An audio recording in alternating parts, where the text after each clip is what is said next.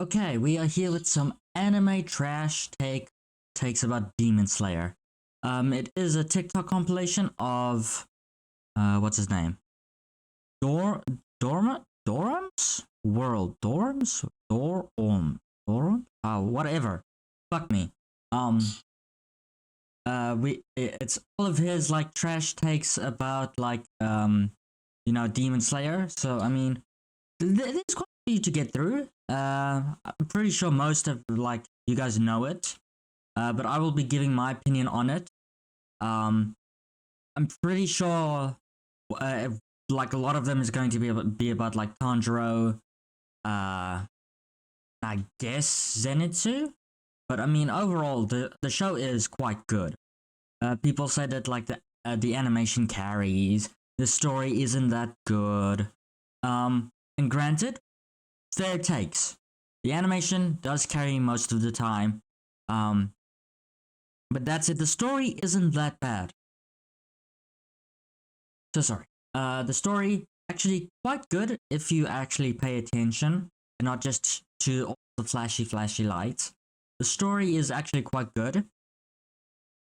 I won't say it's the strongest point, but it's not by far not the weakest. And the animation carries. That is quite a strong point over there. I can't disagree there. But I mean, there's 7 minutes. Let's just to jump straight into it. Did you know that Tanjiro has godly riz? I swear, Season 3 of Demon Slayer is turning up in his favor. Since he took on a Demon Moon, he's got more street cred than Sasuke after he manhandled Orochimaru. So when he wakes up from his coma, everyone is simping for him. Bro even charmed Inosuke. And later when he enters the Swordsmith village, Mitsuri is all over him. And she's quite fond of Nezuko too. And when Bro told Mitsuri that he would work hard to defeat Muzan, to put it simply, the dam starts flooding. And then she does this. It's the equivalent of this moment from One Piece. Did you know that? No, it's not. No. Granted, his riz does increase by quite a bit, but I mean, any woman from the Demon Slayer corpse will go after, will like be flustered around someone that has taken on an upper moon. Anyone would. But I mean, I can't disagree that, but I'm also not fully agreeing with it. Like, we all know that whom Mitsuri likes, especially if you read the manga. I'm not gonna spoil it, but we all know that. Oh my god! And there's lots of explanations and like blatant like facts over there that Mitsuri thinks of like Nezuko as like a younger sister.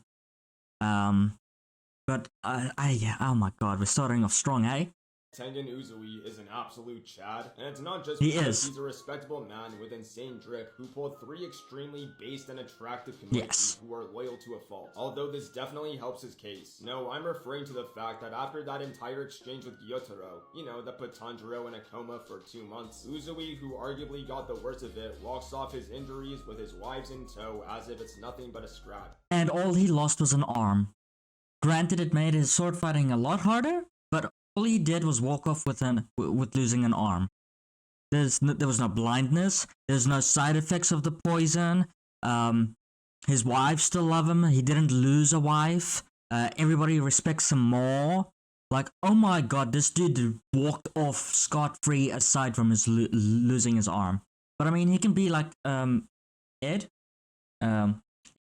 from Full Metal Alchemist and get like a robot arm. Because, I mean, they have, there's like a mechanical puppet. I'm pretty sure somebody can make him like a robot arm.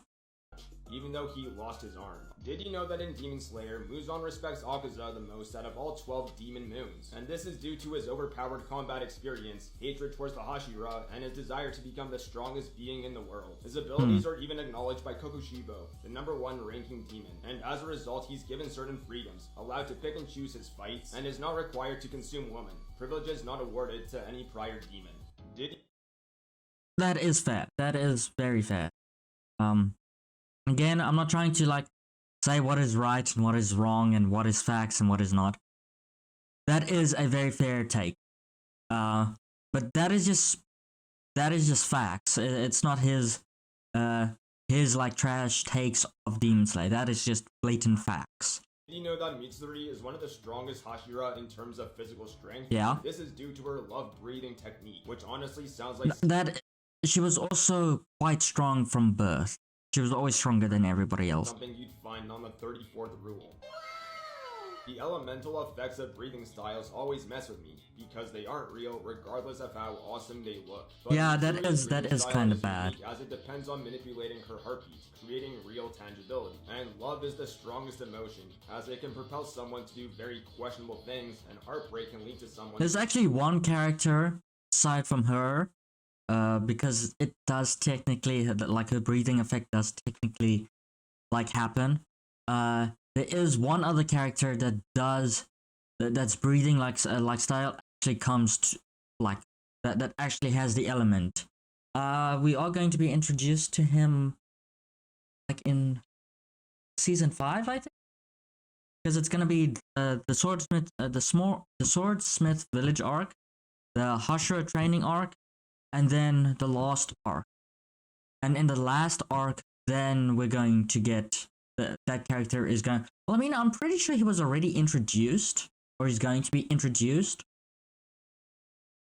but it's not going to like show until like the final arc. I didn't like. I know I spoiled it somewhat, but I didn't spoil it that.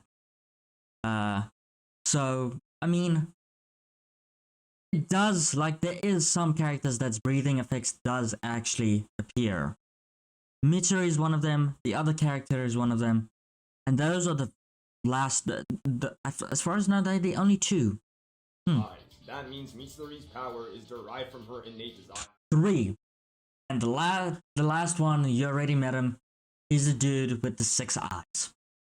The stronger her love, the stronger she is. Did you know that when Tanjiro defeated Gyotaro, his Demon Slayer mark actually changed and he got physically stronger? Yeah. The Demon Slayer mark was first discovered by Yoruichi, who recognized that the mark essentially busts the user, allowing them to surpass their human limits and become greater fighters. It was heavily employed during the Sengoku period, later dubbed the Golden Age of Demon Slayers. However, there's a substantial consequence for utilizing the mark, as it significantly decreases the user's lifespan. In this way, it makes it the perfect overpowered power-up, because the choice depends on the person if the risk for power outweighs the reward.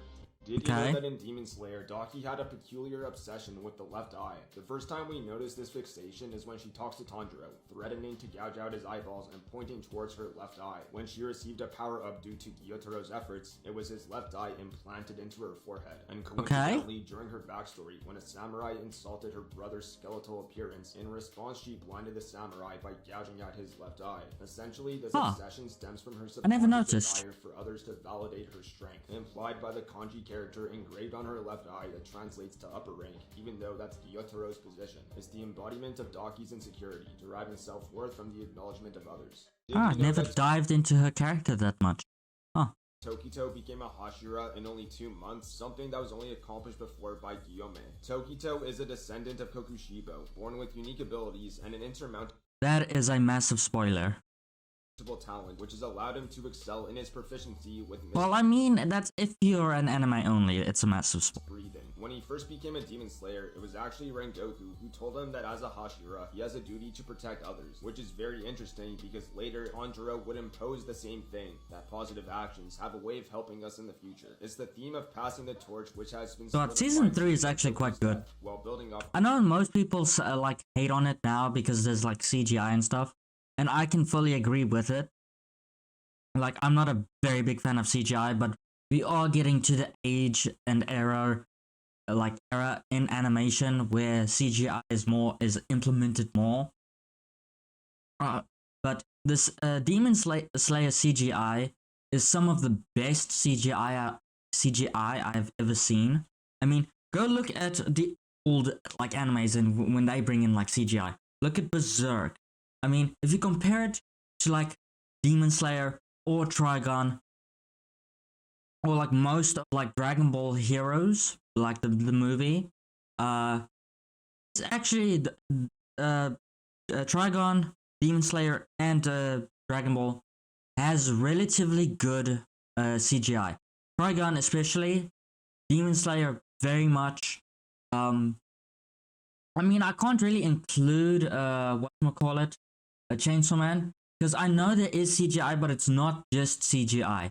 There's like 2D mixed in with the like CGI, with the like people like moving around, like actually moving around and stuff.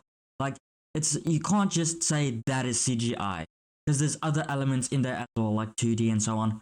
So, but Demon Slayer CGI, I mean, you can complain about it, but it's not going to help because it's just going to continue. Especially, I think, later on. No, I think because this is the only time where there was like big monsters, right? I think. I'm pretty sure. So unless they completely fuck up the next two like arcs with like CGI, the CGI is there's no like much reason to complain about aside from it just being CGI. But I've gotten over it because I mean it's cheaper. Depending on how you do it, it does look decent. It does it 2D? No, I don't think anything will be 2D. But oh well.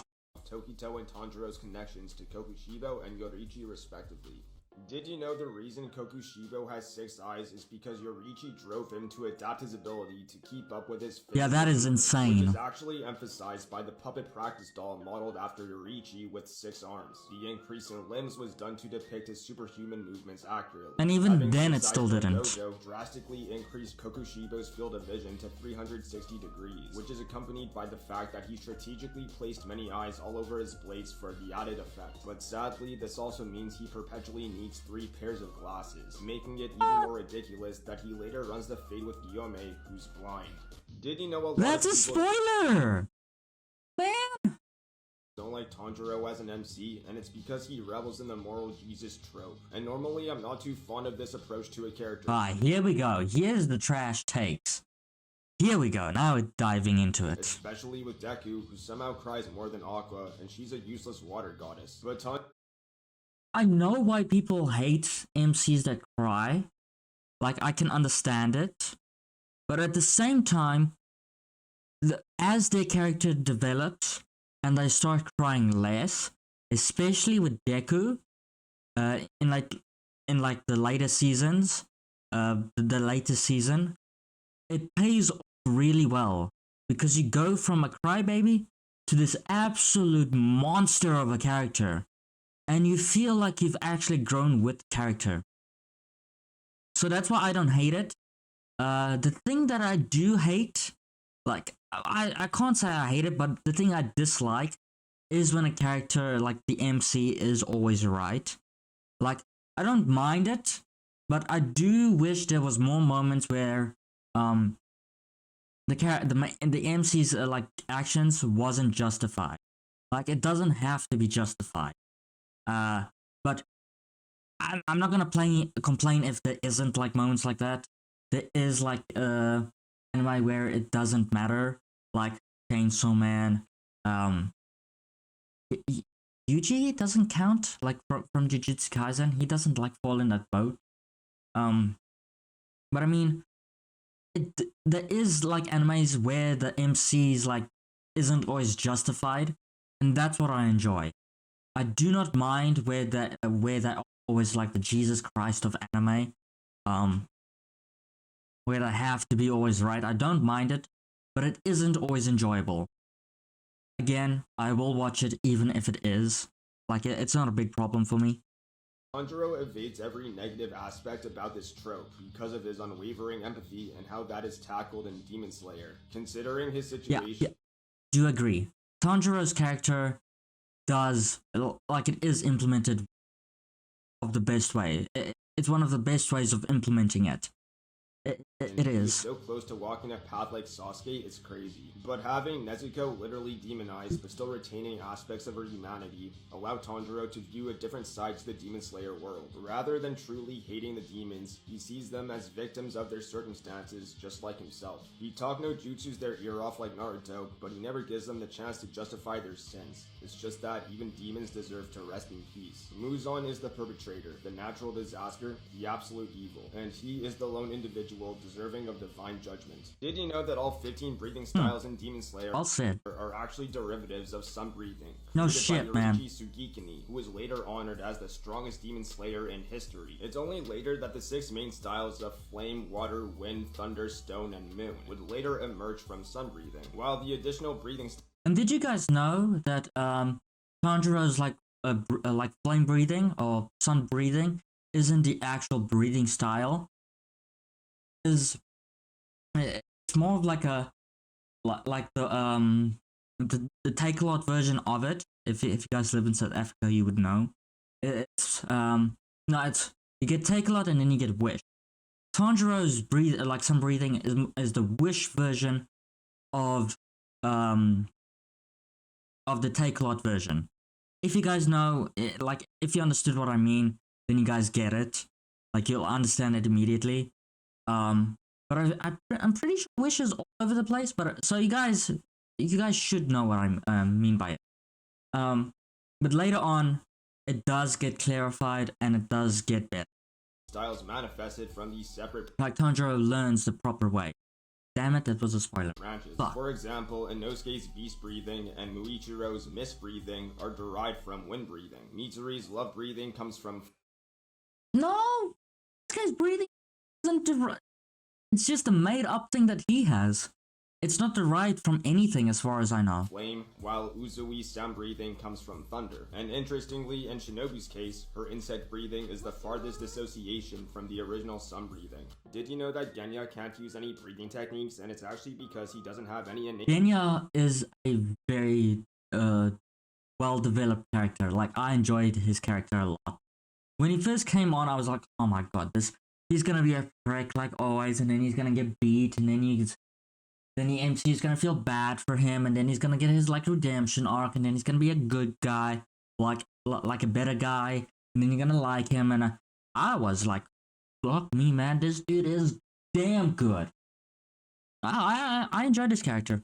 talent, which is why he carries around a Glock and uses a different technique called repetitive Glock. It's a sawed-off shotgun. action to take down demons, which is also supplemented by his unorthodox approach of consuming demons. Due to his brother Sonomi's harsh criticisms and his own personal lack of power, Genya had to force his own methodology of fighting back against the demons, his combat style changing depending on the demon he eats and his own ingenuity. He eats demon flesh and gains durability, and the more Part of the ability. He gets the regeneration.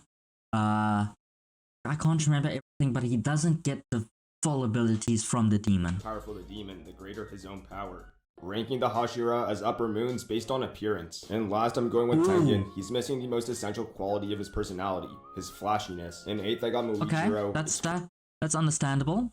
Cool, but there's better. In 7th, I got ranked Oh my god, that looks good. I quite enjoyed that design. Goku, and kind of same deal with Muichiro. If he was a donut demon, he'd be number 1. In So mean! God! 5th, we got Gyu, and this is clean. The Yeah, water is coming off like flames, and it's a great design. In But 5th, cool. we got Mitsuri. Instead of love breathing, Oh my god, that's just lust breathing. it's lust breathing. Yeah. What did I fucking say? What absolute timing? She's basically just another victim of Rule 34. In 4th, I got Shinobu. Lust breathing 2.0. Damn, look at that. She looks menacing, and she gives me the same vibe as Makima. At the number 3 True. spot, I gotta go with Son. Oh my god, that is a good design. Holy crap, look at it. Oh my god. That is cool. That is very fucking. On me. My guy woke up this morning, went to work, and clocked in on demon time. He In did. 2nd, I got Guillaume. The 2 hands is a great touch, and it gives me Kokushibo vibes.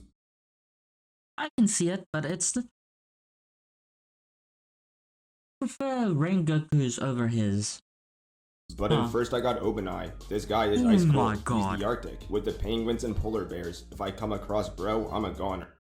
You're a goner. No man, I won't even be in the same state as him if I know he's there. I won't risk it. Look at him. Oh my god. Even Did his you know that Tom fuck. Don't know why I did that. Even his snakes has the same colored eyes as him. Nah, not a for a fuck will I be in the same country as him, man. I won't even if I know he's on the planet, I'm committing suicide. Because somehow, some way, I'm gonna get unlucky and I'm gonna run into him and I'm a dead man. Look at him! But this is not what I was expecting. I was expecting his like hot takes about Demon Slayer. I wasn't expecting him to, because most of it was him just saying facts. It really was.